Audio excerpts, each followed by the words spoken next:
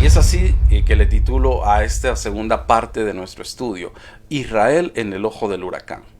Porque desde mi perspectiva, veo que Israel es una pequeña nación en medio de un montón de gigantes que se pelean el control del mundo. Miramos imperios que se levantan, que naciones que se levantan y se forman imperios y se forman redes de poder muy grandes, y en medio de todo eso está una pequeña nación sufriendo todo el embate de todo lo que va sucediendo año tras año, periodo tras periodo, y esa nación es Israel. Por eso he decidido titular a esta segunda parte Israel en el ojo del huracán. Como ya hemos mencionado la semana anterior, miramos desde el punto de vista más tradicional de la historia, abordamos cada uno de estos periodos. ¿Qué quiero decir con la forma más tradicional de ver la historia? La forma más tradicional de ver la historia es a través del hilo narrativo histórico de las grandes potencias. ¿Qué quiere decir eso? Que aparentemente la historia universal se mueve solamente a través de las grandes potencias. Sin embargo, no es la única manera en que podemos ver la historia. El filósofo, historiador y psicólogo francés Michel Foucault establece que no solamente podemos ver la historia desde el punto de vista de arriba hacia abajo, o sea, de las potencias más grandes a las naciones más pequeñas. Dice que también podemos abordar la narrativa histórica desde el punto de vista de los pequeños. Israel en ese tiempo no es una nación pudiente, no es el imperio más grande del mundo, es un pequeño pueblo que trata de sobrevivir al embate de las diferentes potencias que se han levantado en el mundo. Pero también desde ese punto de vista es muy interesante conocer la historia. Y para conocer el proceso completo no podemos únicamente irnos a los puntos más altos. Debemos de bajar a los puntos que se encuentran más por debajo o más abajo. Obviamente Israel no es nada comparado con Grecia, Roma, Persia, etcétera, Babilonia, en términos militares y económicos. Pero es una nación donde podemos aprender y conocer mucho de manera histórica, y que vamos a ver qué fue lo que sucedió con ellos. Es interesante, es importante conocer la historia de Israel, no solamente como cristianos, sino también en el mundo entero, porque es una nación que tiene una identidad muy grande, y además de eso es una nación que se resiste a morir. Cualquier otro pueblo hubiese desaparecido ante tanto embate que ha sufrido Israel. Pero Israel es de las pocas naciones, se menciona por algunos que es de las 4 naciones que aún resiste desde la antigüedad, contando entre ellas China, la India, Grecia, y la cuarta sería Israel. Las únicas 4 naciones que quedan de ese mundo antiguo en el cual estamos sumergidos estudiando a lo largo de estas lecciones que estamos desarrollando. Por ahí se menciona Egipto, pero Egipto la verdad es que fue tomada por musulmanes y solamente quedó el nombre, solamente quedaron sus ruinas, solamente quedó su historia, y no es la misma nación. En cambio, Israel aún conserva esa identidad, tiene su idioma, tiene sus costumbres, tiene toda su liturgia religiosa, etcétera. Israel es una de las naciones fuertes que se mantiene a pesar de ser tan pequeña comparada con las otras naciones que hemos mencionado. Para meternos de lleno ya en este estudio ya de hechos históricos, necesitamos señalar que nuestro inicio lo puntualizamos muy claramente en la lección anterior. Nuestro punto de inicio es el final o el cese de la escritura del Antiguo Testamento, y vamos a comenzar por ahí. Hay un problema antes de entrar de lleno con los hechos históricos. Hay un problema grande, y es un problema de vacío. Hay un obstáculo que es el vacío de ese periodo intertestamentario. Cualquier persona que ha tomado su Biblia y ha comenzado a leerla y comienza por el Génesis y va pasando hoja tras hoja, se va a encontrar con un problema grave, y es el salto de ese Antiguo Testamento al Nuevo Testamento. Un problema grande que es esa hoja en blanco que hay dentro de la Biblia. ¿Por qué? Porque en el Antiguo Testamento nosotros encontramos un montón de elementos con los cuales estamos familiarizados. Hablamos de la liturgia del templo y la conocemos. Hablamos de los sacerdotes y sabemos quiénes son los sacerdotes. Sabemos qué es de dónde proceden ellos, por qué fueron ordenados. Conocemos acerca de todas las luchas que tuvo Israel para conformar su estado. Vamos conociendo todo muy bien de la historia de Israel. Sin embargo, cuando dejamos esa última página de Malaquías, nos encontramos con esa hoja en blanco, la pasamos y vamos al libro de Mateo, nos encontramos con un panorama totalmente diferente, con un mundo totalmente diferente. En este mundo hablamos de personajes desconocidos, aparecen por ahí samaritanos, aparecen por ahí cobradores de impuestos, aparecen por ahí saduceos, aparecen por ahí fariseos, aparecen rabís, hablamos de sinagogas y hablamos de un montón de elementos que son desconocidos para nosotros, y que en ese salto del Antiguo Testamento al Nuevo Testamento muchos nos perdemos y quedamos, ¿y todo esto de dónde apareció? Porque en la Biblia no se relata no se relata de dónde nacen todos estos grupos y todas estas instituciones que aparecen en el Nuevo Testamento. Por ejemplo, para mí uno de los elementos que se me dificultaba entender es acerca de la sinagoga. No entendía yo que era una sinagoga y cuál era el propósito y cómo se hacía todo esto, pero lo vamos a entender. Por eso es importante estudiar el periodo intertestamentario, para comprender cómo se da ese salto del Antiguo Testamento hacia el Nuevo y no quedar con una sensación de vacío que nos obstaculice el entender en sí lo que es el relato bíblico del Nuevo Testamento.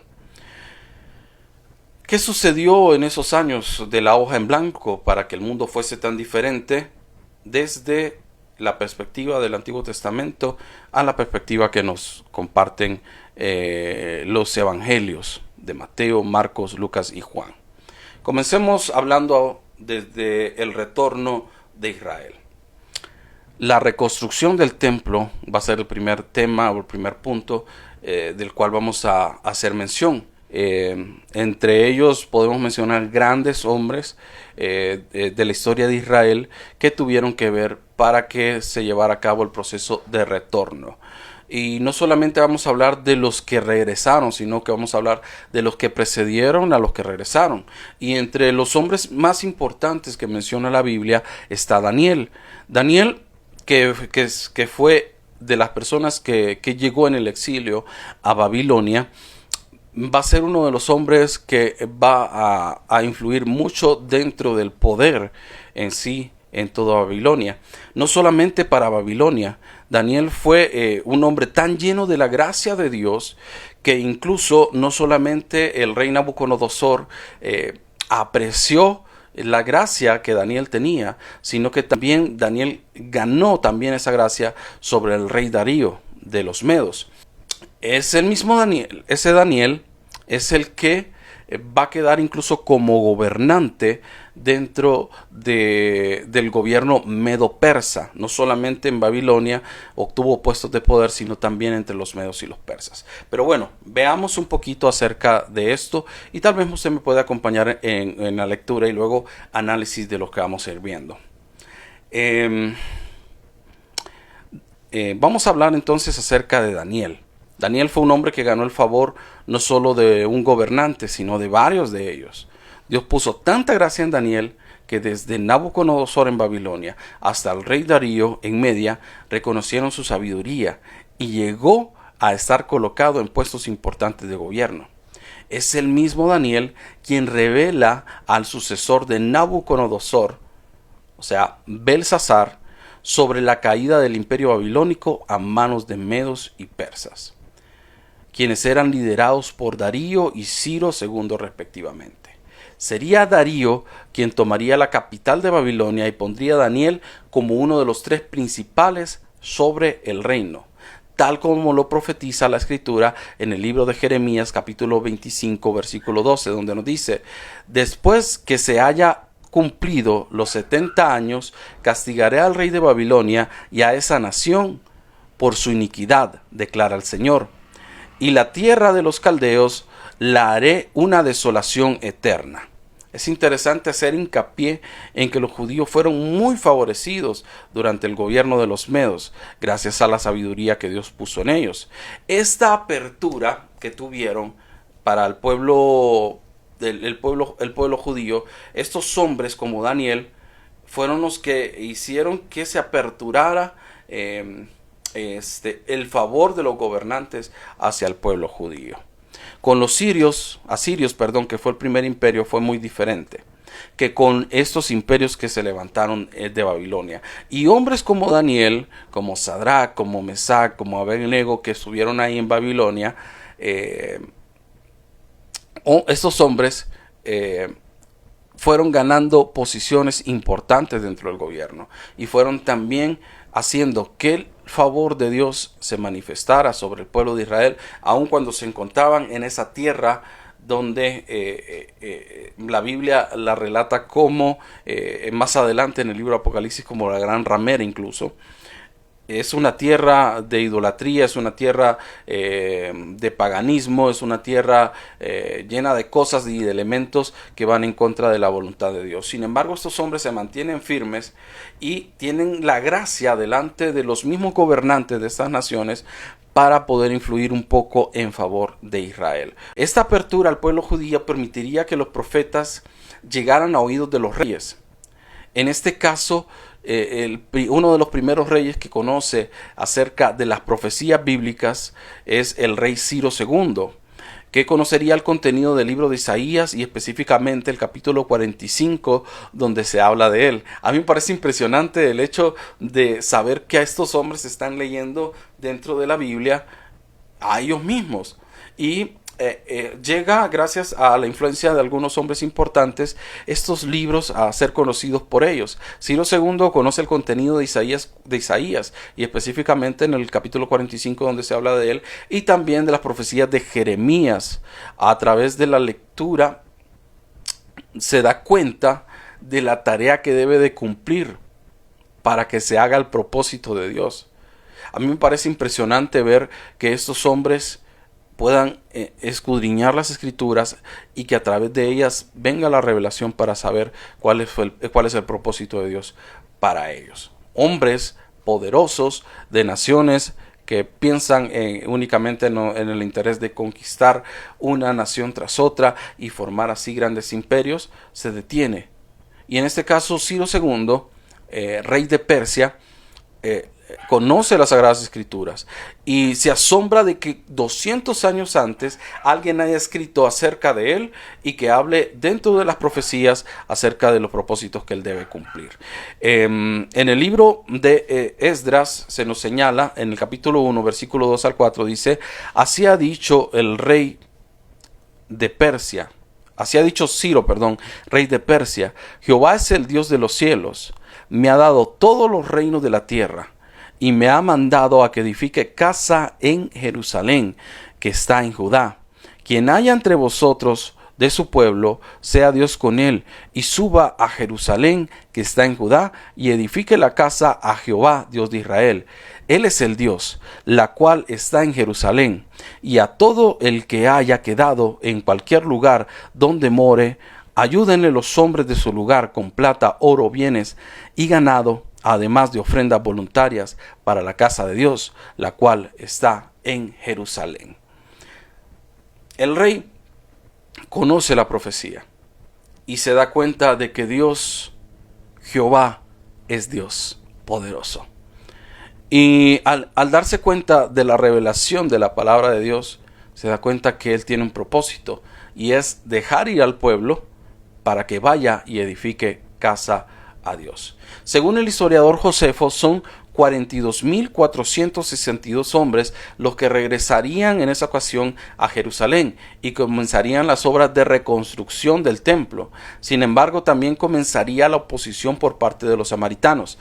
Y mire qué interesante, aquí comenzamos a ver a uno de los personajes que aparece ahí en el Nuevo Testamento, los samaritanos, y muchas veces no entendemos cuál es el problema judío samaritano, y nace específicamente durante este periodo. Las ciudades importantes, al ser llevados los judíos cautivos, como miramos la semana anterior, a Nínive, y luego también al ser trasladados a Babilonia, estas ciudades quedan en el abandono.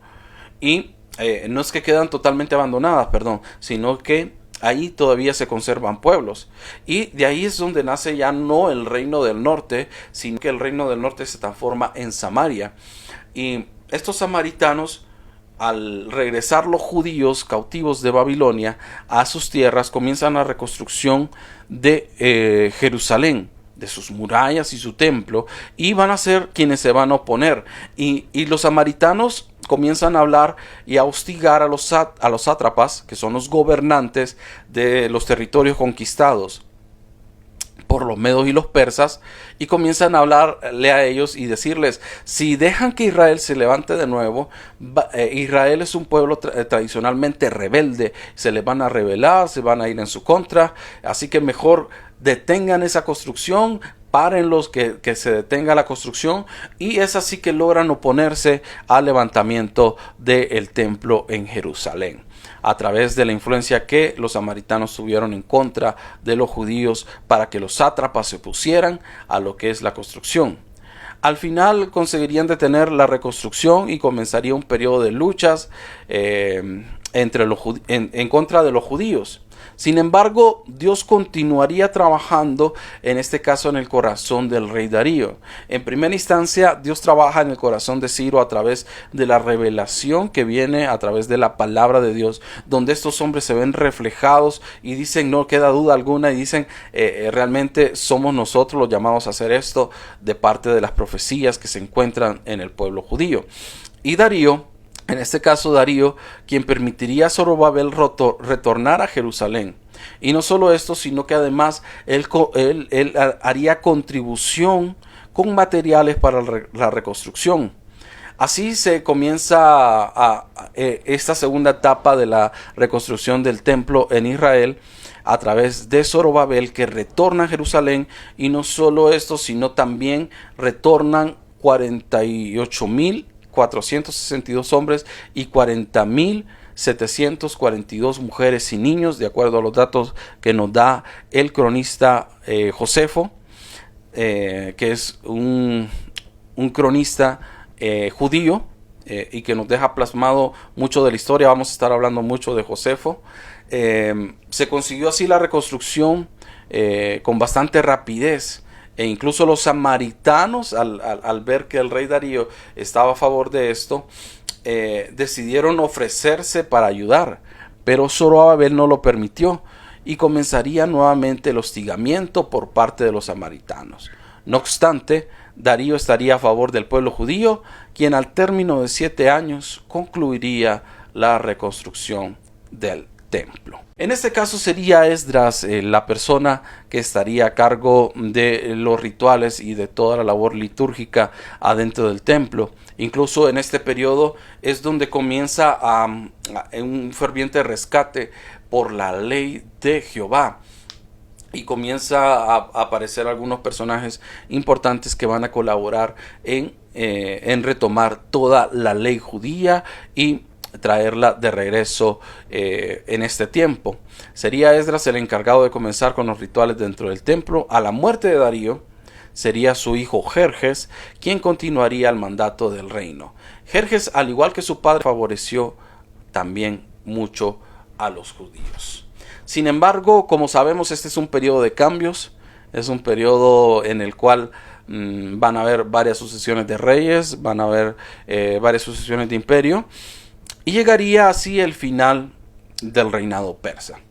Estaría a la vuelta de la esquina el final también del reinado persa, así como llegó el fin del reinado babilónico, se da también el fin de lo que es el reinado persa.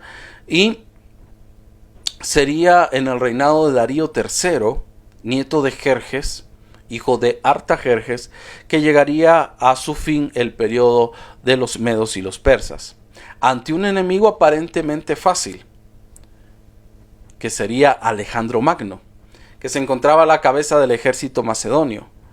Pero al final serían los helénicos quienes vencerían a Darío en Isos, en Sicilia, y daría comienzo a una nueva era de dominio helénico.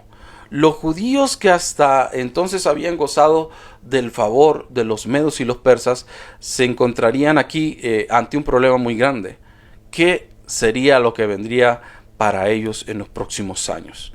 Así que comienza una nueva era de dominio helénico. Los judíos que hasta entonces habían gozado el favor de los persas se preocuparon al saber que los persas habían sido derrotados en Grecia. Alejandro avanzó y conquistó rápidamente Damasco, Sidón y puso en sitio a Tiro. O sea, la rodeó a Tiro. Al llegar a Tiro, con un ejército desgastado, Alejandro va a solicitar ayuda a Jerusalén con suministros. Sin embargo, los judíos tenían ese nexo importante con los persas, y al solicitarles ellos que les enviasen suministros para que pudieran alimentarse mientras tenían en estado de sitio a Tiro, los sacerdotes judíos se negaron a dar tal ayuda, ya que estos desconocían que el rey Darío había fracasado en su avance hacia Grecia. De tal manera que Alejandro se enfureció, Alejandro se molestó, se enojó y mencionó él que al término de haber conquistado Tiro, avanzaría directamente hacia la conquista de Jerusalén. Luego de 7 meses de asedio en Tiro, Alejandro la conquista Tiro, que era una de las ciudades importantes, y 2 meses después conquistó también Gaza.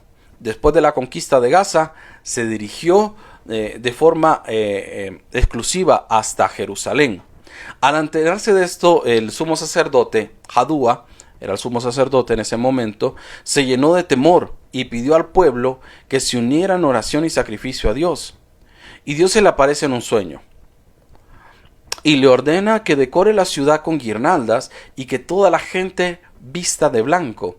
Y además ellos vistan también sus atuendos sacerdotales, y luego deberían de salir a recibir a los macedonios. Jadúa se levantó muy alegre, muy contento por haber recibido la revelación de parte de Dios. Todo eso que les estoy hablando está especificado en el libro de las crónicas de Josefo, en el cual se menciona de que Alejandro, después de tomar Gaza, se dirige directamente a Jerusalén para conquistarla, y al enterarse de esto, todo el pueblo, incluso el sacerdote Jadúa, se llena de temor y piden a Dios en oración el favor de él hacia el pueblo. Y en ese momento Dios les da la revelación a través del sueño y le dice a Jadúa que se vistan todos con vestimentas blancas, valga la redundancia, y que ellos también se coloquen sus atuendos sacerdotales y salgan al encuentro de Alejandro. Y aquí sucede algo extraordinario, y me impresiona mucho el hecho de conocer estas historias. No están relatadas dentro de la Biblia, pero de igual forma me emociona el hecho de saber en la forma que Dios actuó en medio de estas circunstancias que se venían con la llegada de los griegos a territorio judío. Cuando se enteró que Alejandro estaba cerca, se estaba acercando ya a la ciudad, salieron al encuentro los sacerdotes y el pueblo, vestidos como Dios les había mandado. Alejandro vio la procesión que venía hacia él, todos vestidos de blanco, y el sumo sacerdote con su túnica azul y oro, y en la cabeza llevaba la mitra con la placa de oro donde estaba escrito el nombre de Dios. Ahí en la mitra estaba que estaba colocada sobre la cabeza, estaba escrito el nombre de Dios sobre una placa de oro. Acercándose a solas Alejandro, escuche bien, estamos hablando de Alejandro Magno, venía de conquistar las principales ciudades persas, venía de conquistar, de vencer, a Darío, de vencer al más grande gobernante que estaba en ese momento, y se había colocado él como el principal hombre en todo el mundo. Y según el relato de Josefo, al llegar a Jerusalén y ver la procesión de las personas que venían vestidas de blanco, de ver al sumo sacerdote con su vestimenta, dice en el escrito de Josefo que acercándose a solas, Alejandro se postró ante el nombre de Dios y saludó al sumo sacerdote. ¡Wow! A mí me parece impresionante, porque es uno de los, si no es el personaje más importante de la historia antigua, es uno de los más importantes, uno al menos de los tres más importantes de la historia antigua. Alejandro Magno, postrado delante del nombre de Dios. Y al ver esto, cómo el hombre más importante del mundo se postraba delante del nombre de Dios y del sacerdote Jedúa, los gobernantes y el ejército que lo acompañaba quedó sorprendido y se dijeron: ¿qué pasó con Alejandro? ¿Está loco? ¿Se volvió loco de repente o qué fue lo que sucedió? Y uno de los generales griegos, asustado, se acerca y le pregunta a Alejandro que si se había vuelto loco de repente. Y Alejandro le responde lo siguiente: cuando estaba yo en Dion, en Macedonia, preguntándome cómo podría hacerme dueño de Asia, vi a estas personas en mis sueños, vestidos tal como van ahora. Me apremió a lo cual retrasara, sino que tomara confiado y lograra el dominio sobre los persas. Así fue la llegada de Alejandro Magno a Jerusalén, y muy por el contrario de lo que se creía, que Jerusalén iba a ser aplastada, iba a ser pisoteada por el ejército de Alejandro Magno termina postrado delante del nombre de Dios. Así llegó Alejandro a Jerusalén, escoltado por el sumo sacerdote, subió al templo y ofreció sacrificio a Dios siguiendo las instrucciones de Jadúa.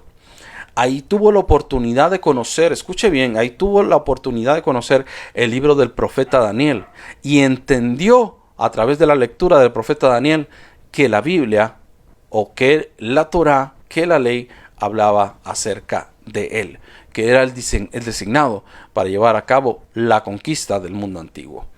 Específicamente en el libro de Daniel capítulo 8 versículo 20 al 22 dice en esta palabra: en cuanto al carnero que viste, que tenía 2 cuernos, estos son los reyes de Media y de Persia. El macho cabrío es el rey de Grecia, y el cuerno grande que tenía entre los ojos es el rey primero. Y en cuanto al cuerno que fue quebrado, y sucedieron 4 en su lugar, significa que 4 reinos se levantarán de esa nación, aunque no con tanta fuerza como él.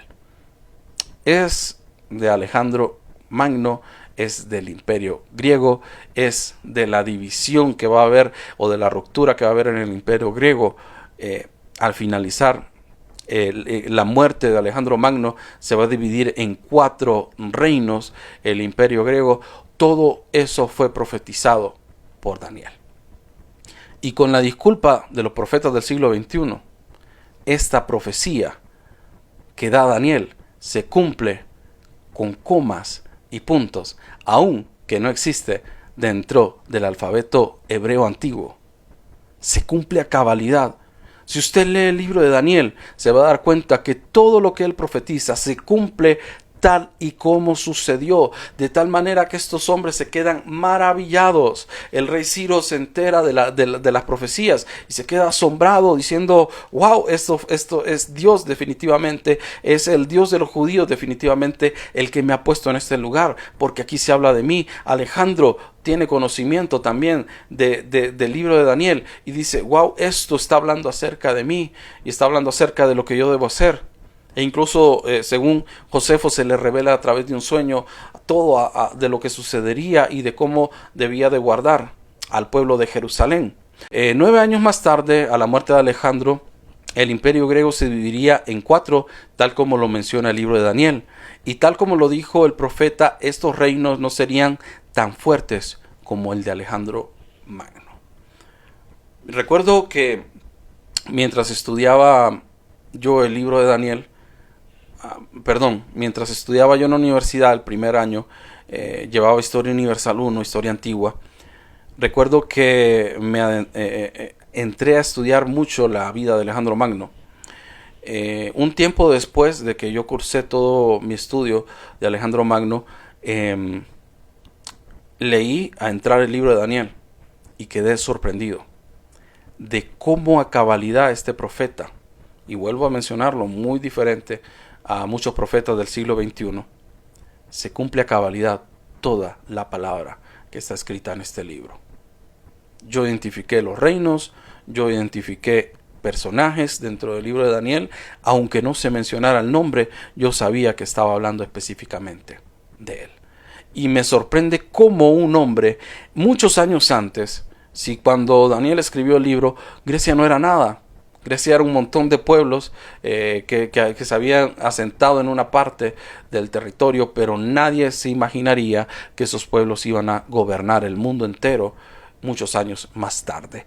El primero encargado que quedó sobre la región de Jerusalén sería Ptolomeo Sóter, que quedaría a cargo de Egipto y se encargaría también de la conquista de Jerusalén, la que no pondría oposición y sería fácilmente tomada a través del engaño de dicho gobernante.